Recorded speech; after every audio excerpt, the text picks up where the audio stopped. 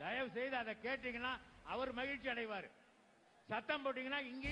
बंगाल चुनाव में वार पलटवार और सियासी जोर आजमाइश शुरू हो चुकी है। आज कोलकाता के ऐतिहासिक ब्रिगेड परेड ग्राउंड में प्रधानमंत्री मोदी ने जबरदस्त हुंकार भरी। इस मंच से पीएम मोदी ने बंगाल की ममता सरकार पर चुन चुन कर हमले किए और नए सियासी नारे गढ़े। कोलकाता में बीजेपी का मंच एक तरफ मोदी फैक्टर से लबालब था, तो वहीं दूसरी तरफ सुपरस्टार मिथुन चक्रवर्ती सितारों जैसी चमक बिखेर रहे थे। नरेंद्र मोदी स्वागतम, नरेंद्र मोदी स्वागतम, मोदी मोदी मोदी। जोरे हाथ ताली दिए यशस्वी प्रधानमंत्री नरेंद्र मोदी जी का स्वागत জানাবেন। भारत माता की जय, भारत माता की जय, भारत माता की जय, जय जय श्री राम, जय श्री राम, जय श्री राम, जय श्री राम। भारत माता की जय, भारत माता की जय, भारत माता की जय। আমার নাম মিঠুন চক্রবর্তী, আমি যা বলি তা করে দেখাই। भारत माता की जय, भारत माता की, भारत माता की जय। वंदे वंदे वंदे। बंगाल में परिवर्तन की बारी, कोलकाता में जन समर्थन भारी। আসল পরিবর্তন, আসল পরিবর্তন। मोदी के मंच पर डिस्को डांसर मिथुन बदलेंगे चुनावी लहर। আমি জল ঢোড়াও নই, বেলে বোড়াও নই, আমি একটা কোবরা, গোখরো আমি। कोलकाता टू सिलीगुड़ी का चक्कर, मोदी वर्सेस ममता में चुनावी टक्कर। बड़ा बड़ा भाषण दें, ऐसे शुद्ध बोलें बांग्लाय परिवर्तन होगा। अरे बांग्लाय परिवर्तन होगा ना, बांग्लाय तृणमूल कांग्रेस साथ में परिवर्तन दिल्ली में होगा, आपका जाना पड़ेगा। चुनावी प्रचार का अग्निपथ, बंगाल में किसका विजय रथ? आपके एक वोट की ताकत आपने कश्मीर से लेकर अयोध्या तक दिखी है। इस बार आपको जोर से छाप टीएमसी साथ। ये बंगाल का चुनावी समर है, यहाँ चुनावी नारे भी हैं तो सियासी वादे भी। यहाँ दिग्गजों का मेला है तो सितारों का खेला है। ये सियासी तीरों की बौछार है तो राजनीति की ललकार भी है। कमल के फूल में बंगाल की मिट्टी की खुशबू है, इसलिए ही कहा जा रहा है लोकसभा में टीएमसी हाफ, लोकसभा में टीएमसी हाफ, और इस बार पूरी साथ। इस बार बंगाल में इस बार चुनावी टक्कर बड़ी भीषण होने वाली है। तभी तो सभी दिग्गज एक साथ बैटल ऑफ बंगाल में कूद पड़े हैं। प्रधानमंत्री मोदी ने कोलकाता के ब्रिगेड परेड ग्राउंड में सियासी हुंकार भरी, तो मुख्यमंत्री ममता बनर्जी ने सिलीगुड़ी में रोड शो के जरिए शक्ति प्रदर्शन किया। दोनों नेताओं की भले ही जगह अलग अलग हो, लेकिन मकसद एक था। देश का संविधान, देश का लोकतंत्र सर्वोपरि है, उसके ऊपर कोई नहीं है। मैं पश्चिम बंगाल के हर वोटर से कहूंगा, लोकसभा चुनाव में आपका मंत्र था चुपचाप कोमल छाप, चुपचाप कोमल छाप। ये इसका कमाल कर दिया था। आपके एक वोट की ताकत आपने कश्मीर से लेकर अयोध्या तक दिखी है। इस बार आपको जोर से छाप टीएमसी साथ। कोलकाता में प्रधानमंत्री मोदी के मंच पर सुपरस्टार मिथुन चक्रवर्ती भी दिखाई दिए। मिथुन चक्रवर्ती को बीजेपी ने बंगाल खिलाने की जिम्मेदारी सौंपी है। मिथुन चक्रवर्ती के सियासी सफर पर नजर डाले तो पता चलता है कि शुरुआती के दिनों से वे लेफ्ट से जुड़े थे। मिथुन चक्रवर्ती ने कई बार खुद को लेफ्टिस्ट भी बताया है। ऐसे में जब ममता बनर्जी ने उन्होंने आमंत्रण पर मिथुन ने टीएमसी का दामन थामना तो हैरानी भी हुई, लेकिन जब बीजेपी में जाने के बाद वे कहावत सच साबित हुई कि राजनीति में सब कुछ चलता है। कोलकाता के मंच से भगवा झंडा लहराकर खुद को बीजेपी का सच्चा साथी होने का प्रमाण दिया। भारत भारत माता की जय श्री राम। हालांकि राजनीति में मिथुन का अनुभव कड़वा ही रहा है, क्योंकि 2021 में ममता बनर्जी ने भी मिथुन को टीएमसी से जोड़ा था और वो राज्यसभा के सांसद भी बने, लेकिन सियासत में उनकी पारी लंबी नहीं चली और राज्यसभा से इस्तीफा देकर उन्होंने सियासत से संन्यास ले लिया। সেটাই আমি, আমার নাম মিঠুন চক্রবর্তী, আমি যা বলি তা করে দেখাই। আর সেই ডায়লগটা হলো, আমি জল ঢোড়াও নই, বেলে বোড়াও নই, আমি একটা কোবরা, গোখরো আমি। कोलकाता में प्रधानमंत्री मोदी की ये रैली ममता के गढ़ में हो रही थी। जिस मैदान से कभी ममता का सियासी कद बढ़ा था, आज प्रधानमंत्री मोदी भी उसी मंच से मुख्यमंत्री ममता को ललकार रहे थे। कहा जा रहा था कि बीजेपी अपने ट्रम्प कार्ड मोदी फैक्टर का इस्तेमाल करके बंगाल की एक एक सीट पर जीत के समीकरण साधने की तैयारी कर रही है। पीएम मोदी की रैली के लिए ब्रिगेड परेड ग्राउंड को बीजेपी ने बेहद सोच समझकर चुना था और पीएम मोदी ने भी मौके का सही इस्तेमाल किया। अगर आज बंगाल में कमल खिल रहा है तो इसका कारण वही कीचड़ है जो आपकी पार्टी ने, आपकी सरकार ने यहां फैलाया है। आपने बंगाल को विकास के बजाय बंटवारे की तरफ धकेला, इसलिए यहां कमल खिल रहा है। आपने बंगाल में क्षेत्र और संप्रदाय के नाम पर भेदभाव किया, इसलिए बंगाल में कमल। आपने लोकतंत्र के नाम पर लूट तंत्र को बढ़ावा दिया, इसलिए बंगाल में कमल खिल रहा है। आपने गरीब को उसके हक से वंचित रखा, इसलिए बंगाल में कमल खिल रहा है। बंगाल में बीजेपी पताका लहराने के लिए कोलकाता कितना अहम है, ये बीजेपी को अच्छी तरह से पता है। ममता के गढ़ में सेंध लगाने के लिए बीजेपी साम दाम दंड भेद वाली रणनीति अपना रही है। यानी एक तरफ मोदी फैक्टर है, लोगों को दिल में अपनी जगह बनाने की तैयारी है, तो दूसरी तरफ मिथुन का स्टारक चमक दिखाकर बंगाल की राजनीति में बदलने की रणनीति बनाई गई है। कोलकाता से बंगाल की राजनीति बदलने की बयार चलती है, क्योंकि कोलकाता की 11 सीटों पर 44,96,000 से ज्यादा की आबादी रहती है, जिनमें से करीब 77% हिंदू आबादी है और मोदी की रैली से ये हिंदू वोट बीजेपी की झोली में आसानी से जा सकती है, क्योंकि कोलकाता में करीब 21% मुस्लिम आबादी है, जिनके बीच ममता की मजबूत पकड़ है। ऐसे में इस इलाके में प्रधानमंत्री मोदी की रैली करना अपने किले को और मजबूत करने जैसा है। क्या गरीब की चिंता करना, गरीब की सेवा करना क्या हमारा कर्तव्य नहीं है? क्या गरीब कर भी राजनीति करेंगे? लेकिन अफसोस है साथियों कि देश में टीएमसी सरकार गरीबों पर झूठ बोल के राजनीति करने पर तुली हुई है।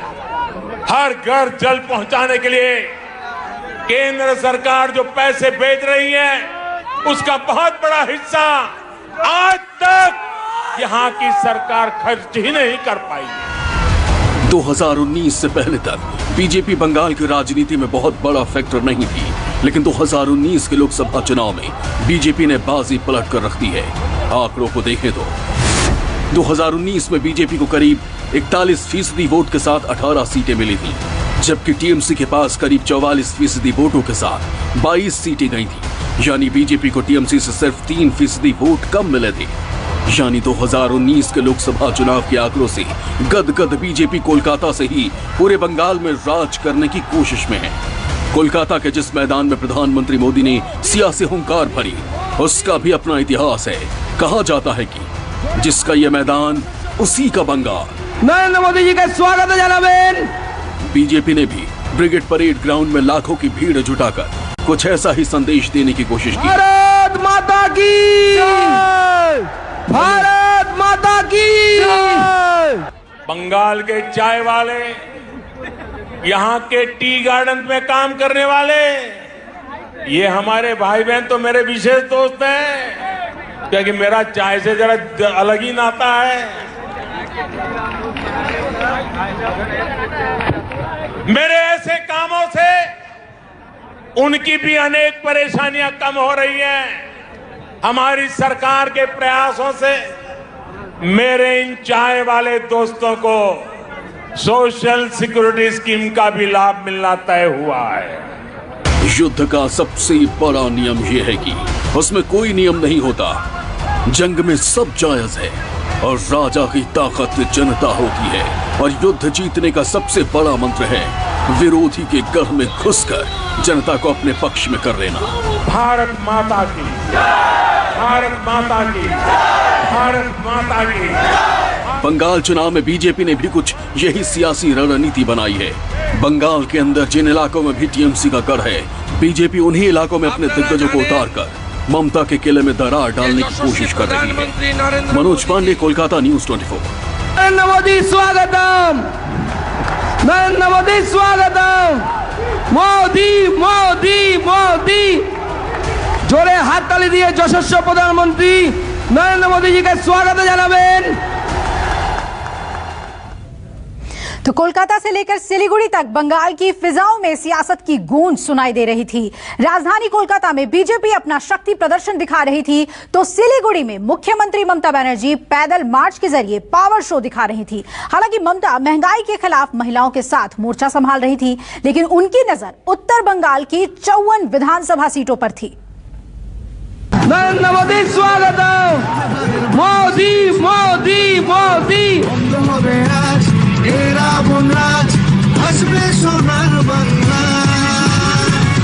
बांग्ला को सोनार बांग्ला बनाएगा।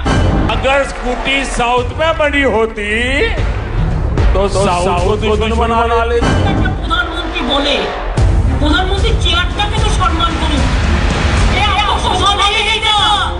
अच्छा हुआ आप ठीक है। उल्टा पलटा जो झूठा बात करते हैं, छुपा रुस्तम का तरह झूठ बोले कौवा काटे।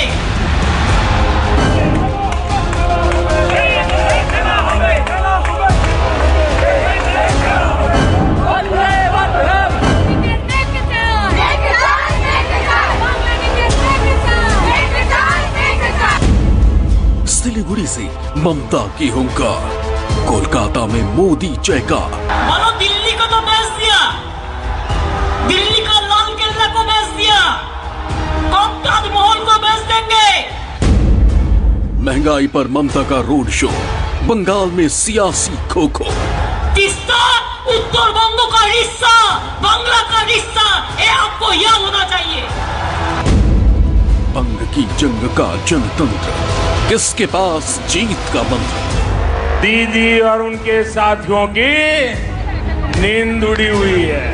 बंगाल की चुनावी जंग में सब जायज है। रोज मिथ्ये কথা বলছে, रोज गाल দিচ্ছে, আর বলছে বাংলা চাই। जिस वक्त कोलकाता में प्रधानमंत्री मोदी अपना शक्ति प्रदर्शन कर रहे थे, ठीक उसी वक्त 575 किलोमीटर दूर सिलीगुड़ी में मुख्यमंत्री ममता बनर्जी सियासी हुंकार भर रही थी। বাংলা নিয়ে ইলেকশনের আগে নরেন্দ্র মোদি তুমি 1 to 1 মমতা ব্যানার্জির সাথে করো, 1 to 1। ममता के मार्च में सैकड़ों की संख्या में महिलाएं दिखाई दे रही थी। सिलीगुड़ी का ये वही हासमी चौक है और ये वही मंच है जहां पे आज मुख्यमंत्री ममता बनर्जी ने शहर को संबोधित किया। अपने भाषण में उन्होंने कई तरह के मुद्दे उछाले। उन्होंने कहा कि बंगाल में महिलाएं पूरी तरह से सुरक्षित हैं, क्योंकि कल अंतर्राष्ट्रीय महिला दिवस है, इसीलिए महिलाओं का हुजूम बड़ी तादाद में मुख्यमंत्री ममता बनर्जी के साथ था। और इसी मंच से उन्होंने संबोधित करते हुए कहा कि बंगाल में महिलाओं को डरने की, भयभीत होने की जरूरत नहीं है। ममता बनर्जी ने दार्जिलिंग मोड़ से वीनस मोड़ तक 4 किलोमीटर लंबे पैदल मार्च से अपनी पावर दिखाई। बांग्ला को सोनार बांग्ला बनाएगा। बोलो दिल्ली को तो बेच दिया, दिल्ली का लाल किला को बेच दिया, कब ताजमहल को बेच देंगे, इंडियन रेलवे को बेच दिया, बीएसएनएल को बेच दिया, कोल इंडिया को बेच दिया, डिफेंस को बेच दिया, एयर इंडिया को बेच दिया। हाय कहा खाली इंडिया का नाम बदलना है आपका नाम पे, बाकी तो यही है। कहने को तो ये मुख्यमंत्री ममता बनर्जी की महंगाई के खिलाफ सियासी ललकार थी, लेकिन उनका असल मकसद उत्तर बंगाल में टीएमसी के बिगड़े खेल को सुधारना था। उत्तर बंगाल के 8 जिलों में विधानसभा की 54 सीटें आती हैं। 2019 के लोकसभा चुनाव में इस इलाके में बीजेपी ने अच्छा प्रदर्शन किया था। अपने खिसक रहे वोट बैंक को वापस पाने के लिए ममता बनर्जी ने खुद कमान संभाल ली है। यही वजह है कि उनका पूरा ध्यान उत्तर बंगाल पर है। इस बार ममता बनर्जी के लिए दोहरी चुनौती है, मुस्लिम वोटों को अपने साथ बनाए रखना और हिंदू वोटों को भारतीय जनता पार्टी के पास जाने से रोकना।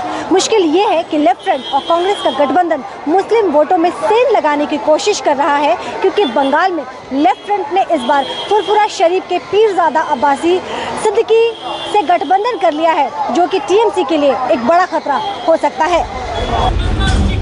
खिसक रहे मुस्लिम वोट बैंक की भरपाई के लिए ममता बनर्जी क्षेत्रीय सियासी समीकरणों को साधने में जुटी है। उत्तर बंगाल को अपनी तरफ करने के लिए इस बार ममता बनर्जी ने गोरखा जनमुक्ति मोर्चा के साथ गठबंधन किया है।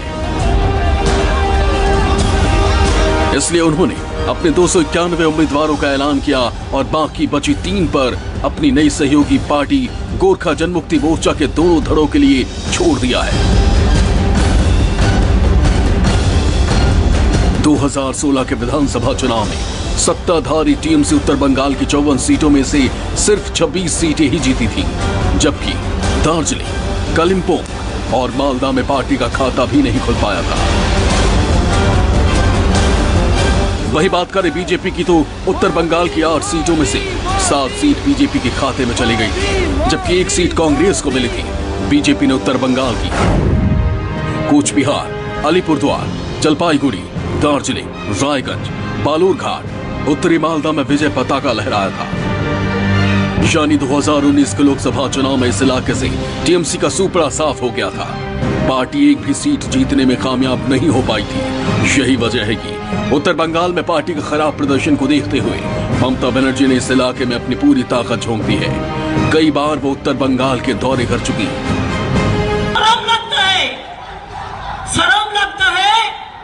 कि आज वल्लभ भाई पटेल, उसका नाम पे जो स्टेडियम था आपका नाम पे कर दिया। अच्छा देखो, कोविड में इतना लोग मरा, इतना बड़ी प्रॉब्लम हुआ, एक दिन के लिए देखने नहीं आया, तब डर के मरते थे और वर्चुअल करते थे। मैंने कोविड का टाइम भी रास्ता जाके राउंड बढ़ा के हम बाजार में घूमा, रास्ता में घूमा, हॉस्पिटल में घूमा। कहाँ थे आप? ये 2 तस्वीरें उत्तर बंगाल की है। पहली तस्वीर सिलीगुड़ी में महंगाई के खिलाफ मार्च की है, तो दूसरी तस्वीर जंगल महल इलाके अलीपुरद्वार की है, जहां वो एक आदिवासी विवाह समारोह में शामिल हुई थी और उन्होंने डांस भी किया था। विधानसभा चुनाव का बिगुल बजा तो सियासी पार्टियों ने भी अपने प्रचार की धार तेज कर ली। कोलकाता से लेकर सिलीगुड़ी तक सियासी पारा चढ़ चुका है। बीजेपी जहां कोलकाता से पूरे बंगाल को फतह करने की रणनीति बना रही है, तो वहीं टीएमसी उत्तर बंगाल में अपनी कमजोर कड़ी को मजबूत करने की कोशिश में है। मानु कृष्णा के साथ ब्यूरो रिपोर्ट, न्यूज़ 24 सिलीगुड़ी। पश्चिम बंगाल विधानसभा चुनाव से जुड़ी कुछ अहम बातें जान लेते हैं। 2019 के लोकसभा चुनाव में उत्तर बंगाल में बीजेपी को जबरदस्त फायदा हुआ, तो टीएमसी का वोट बैंक सिमट गया। ऐसे में ममता बनर्जी का पूरा फोकस उत्तर बंगाल पर है। आइए आपको समझाते हैं कि कैसे टीएमसी और बीजेपी दोनों पार्टियां उत्तर बंगाल के जरिए बंगाल फतेह की कोशिश में जुटी हैं। तो किसका होगा उत्तर बंगाल? ममता बनर्जी पैदल मार्च और रैलियों के जरिए उत्तर बंगाल में पावर शो कर रही हैं, तो बीजेपी के दिग्गज नेता भी उत्तर बंगाल में चुनावी जनसभा कर चुके हैं। वहीं टीएमसी का फोकस 2014 से खिसक रहे वोट बैंक को साधने पर है। वहीं बीजेपी उत्तर बंगाल के 8 जिलों में अपना प्रभाव बढ़ा रही है। 2019 के चुनाव में भी टीएमसी ने यहां खराब प्रदर्शन किया था, तो 2019 के लोकसभा चुनाव में बीजेपी ने इस इलाके की 7 सीटें जीती थी। टीएमसी ने लेफ्ट के वोट बैंक में सेंध लगाई तो बीजेपी गोरखा राजवंशी आदिवासियों तक पहुंच बना रही है। टीएमसी को 37% वोट हासिल हुए तो 2016 के चुनाव में बीजेपी को 15% वोट मिले। ममता की पार्टी टीएमसी सीएए और एनआरसी के विरोध में आक्रामक है, उग्र है, तो बीजेपी सीएए और एनआरसी को लेकर आक्रामक दिखाई दे रही है। टीएमसी ने मतुआ समुदाय के लिए योजनाओं का ऐलान किया तो बीजेपी की भी 23% मतुआ समुदाय पर पूरी नजर बनी हुई है। तो ये अहम बातें हैं इस बार के विधानसभा चुनाव से जुड़े हुए जो चुनाव को इफेक्ट करेंगे। नमस्कार, मैं हूं मानक गुप्ता। अगर आपको हमारा ये वीडियो पसंद आया हो तो इसे लाइक और शेयर जरूर करें और हाँ, हमें सब्सक्राइब और फॉलो करना ना भूलें ताकि आप देश और दुनिया की कोई खबर मिस ना करें। तो जुड़े रहिए हमारे साथ और देखते रहिए न्यूज़ 24।